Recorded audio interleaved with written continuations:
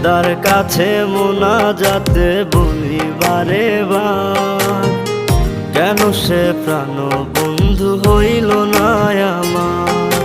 খোদার কাছে মোনাজাতে বলি বারে বার, কেন সে প্রাণ বন্ধু হইল না আমার। নই কি আমি তার যোগ্য, নাকি আমার এমন ভাগ্য, এত ব্যথা সইতে আমি পারবো না যে আর। খোদার কাছে মোনাজাতে বলি বারে বার, কেন সে প্রাণ বন্ধু হইল না আমার।